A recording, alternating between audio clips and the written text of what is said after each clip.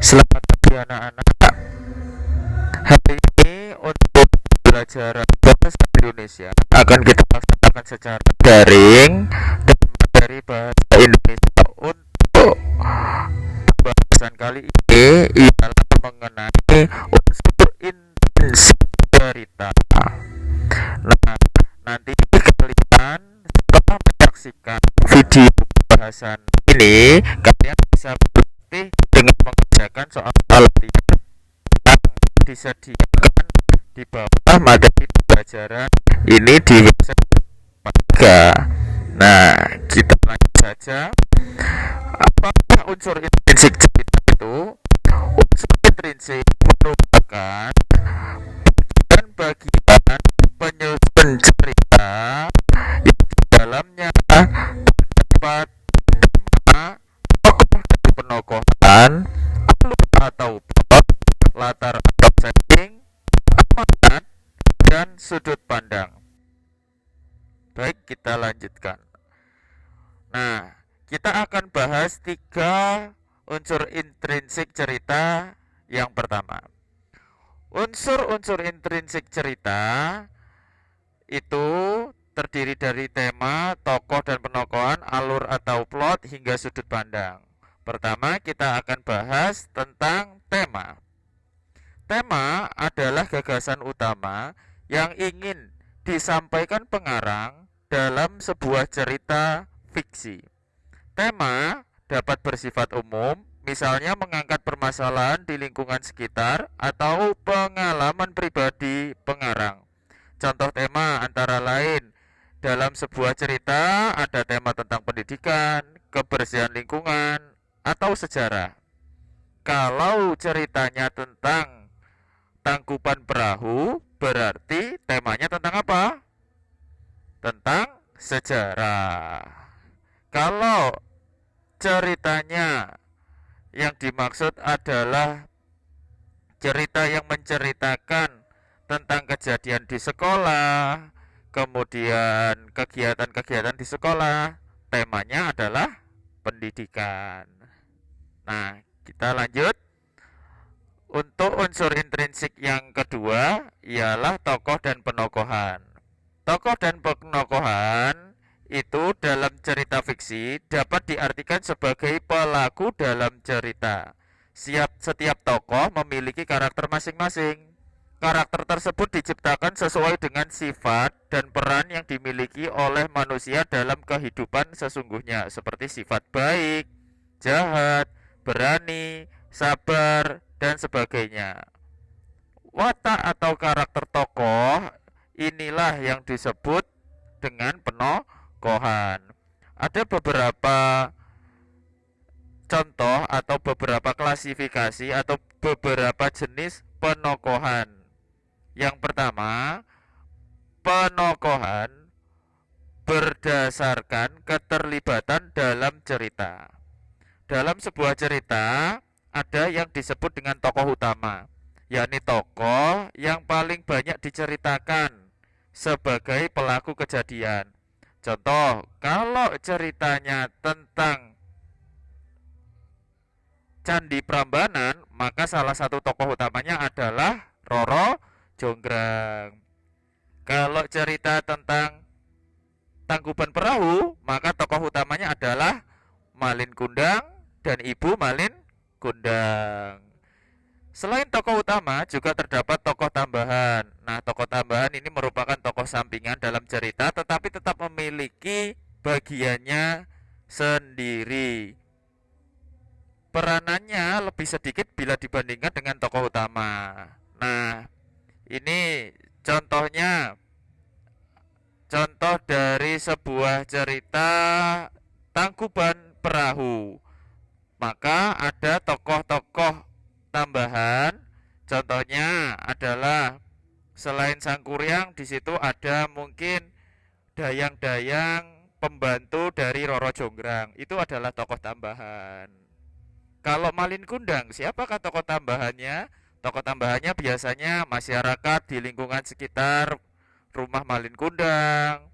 Kemudian ketika waktu Malin Kundang sudah sukses, punya anak buah, punya kapal, maka anak buah kapal dari Malin Kundang tersebut ialah tokoh tambahan. Itu adalah tokoh dan penokohan. Kita lanjutkan pada alur atau plot.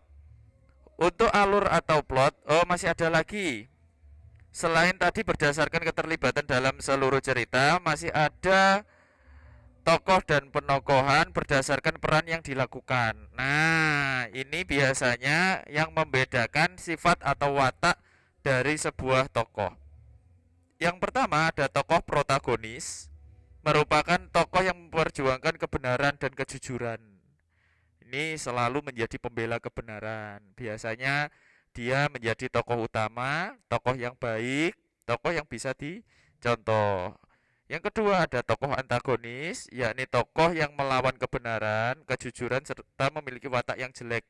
Dia biasanya merupakan lawan dari tokoh protagonis. Itu adalah tokoh antagonis. Lalu tokoh tritagonis merupakan tokoh yang berperan sebagai penengah. Biasanya sifatnya bijak, usianya lebih dewasa, atau dia memiliki kecerdasan yang tinggi. Ini adalah karakteristik tokoh tritagonis. Kemudian ada yang berdasarkan perwatakannya.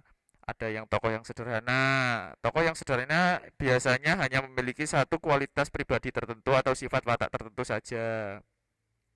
Biasanya bersifat datar atau monoton. Contoh, tokoh sederhana punya watak jujur. Dia ya hanya menonjolkan jujur saja di sepanjang cerita. Kemudian ada tokoh kompleks, yakni tokoh yang menunjukkan berbagai segi baik buruknya, kelebihan dan kelemahannya. Jadi, dalam sebuah cerita ada tokoh yang mungkin dia itu punya karakter, dia itu baik, tapi dia pemalas. Dia itu jujur, tapi dia itu tidak suka dia itu jujur tapi dia tidak suka atau memiliki sifat iri dengki, tidak suka dengan yang lain gitu. Jadi ada kelebihan, ada kekurangan dari sebuah tokoh pada tokoh kompleks. Kemudian untuk alur atau plot sendiri merupakan rangkaian peristiwa yang menggerakkan cerita untuk mencapai efek tertentu. Jadi cerita itu memiliki alur atau plot. Alur atau plot dibagi menjadi beberapa jenis. Yang pertama adalah alur maju, alur mundur, atau alur campuran. Alur maju adalah cerita dengan peristiwa yang disajikan secara kronologis atau sesuai urutan waktu dari awal hingga akhir. Diceritakan dari awal cerita hingga akhir cerita. Kalau alur mundur itu diceritakan dimulai dari akhir cerita, dimulai dari kesimpulan, dimulai dari ending dulu menuju ke awal cerita, menuju ke asal muasal sebab akibatnya. Kalau alur campuran itu gabungan antara alur maju dan alur mundur. Jadi peristiwanya itu melompat-lompat. Di tengah cerita diceritakan bagian awalnya. Tiba-tiba setelah menceritakan awal cerita pindah ke akhir, dari akhir kembali lagi ke awal. Nah, itu merupakan alur campuran. Kita lanjutkan ke unsur-unsur intrinsik cerita yang kedua. Nah, di sini ada 3 unsur-unsur intrinsik cerita, yakni latar atau setting, amanat, dan sudut pandang. Latar atau setting ini biasanya merupakan gambaran suasana yang terjadi pada sebuah cerita. Nah, latar atau setting ini memiliki beberapa jenis. Yang pertama, latar tempat itu menjelaskan di mana kejadian atau peristiwa dalam cerpen terjadi. Kalau latar waktu menjelaskan kapan kejadian atau peristiwa dalam cerpen terjadi. Kalau latar suasana menjelaskan gambaran suasana dalam sebuah cerpen.